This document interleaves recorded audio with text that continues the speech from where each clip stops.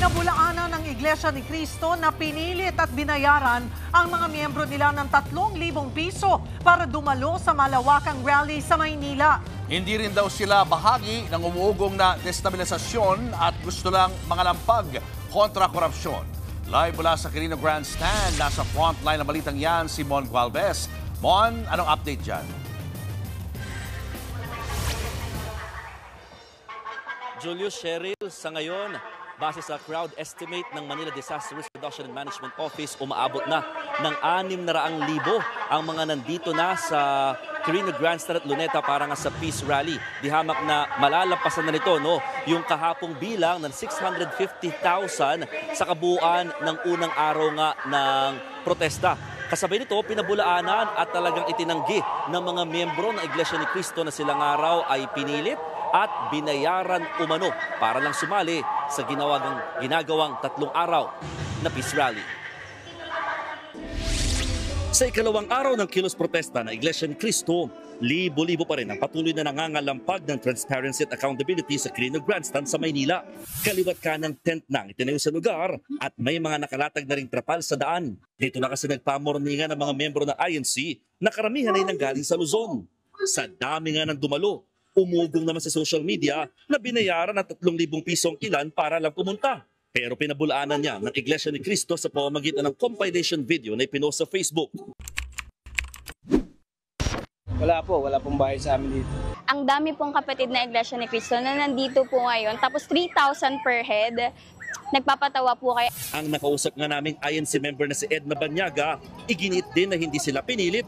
Wala naman kaming mapapala kung tutusin kung magpapilit. Pero dahil sa atas ng pananampalataya, sumusunod kami.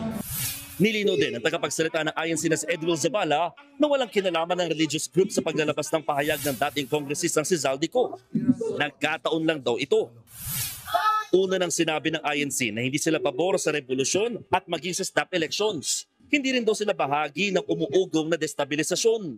Pilit inaangguluhang ang mapayapang pagkilos na ito ay bahagi raw ng planadong destabilisasyon sa gobyerno.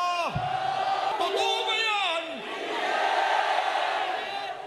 Mulat sa pool at hanggang ngayon po, hayagan tayong nakikipag-ugnayan sa lokal at nasyonal na pamahalaan tungo sa maayos na koordinasyon para sa peace and order. Ipanalangin, ipagpanata, maging mapayapa ang pagkilos nating ito. Bukas din daw ang peace rally sa lahat, INC member man o hindi, kahit na sa mga politiko. Basta pinakapakay nila ay ang panawagan sa accountability, transparency, justice at peace. Yan daw ang dahilan kaya hindi nila pinapasok ang grupo Maka Duterte na may placard na Marcos resign.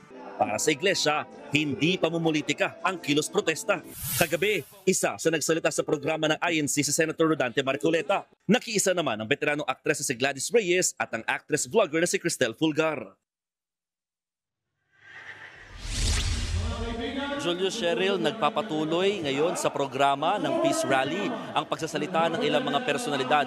Kung kahapon, pawang mga ministro at si Senator Rodante Marcoleta lamang, ngayon, iba't ibang mga leaders din ng ibang relihiyon at mga personalidad nga sa politika ang nagsalita rin kanina gaya ni dating COMELEC Commissioner Rowena Guanzon na talagang sinabi niya na pinakaugat daw ng kung bakit nangungulalat ang Pilipinas ngayon ay dahil nga sa katiwalian na nabibisto sa pamahalaan, habang si dating Ilocos Sur Governor Chavit Singson ang kanyang sinasabi o pinaka-highlight ng kanyang naging talumpati dapat daw mapanagot din yung mismong mastermind. So magpapatuloy pa raw itong programa ng Peace Rally nila hanggang mamaya pang gabi. Hindi pa nila masabi sa ngayon kung sino-sino ang mga maaari magsalita naman sa ikatlong araw o bukas para nga sa peace rally at protesta ng mga miyembro ng Iglesia ni Cristo.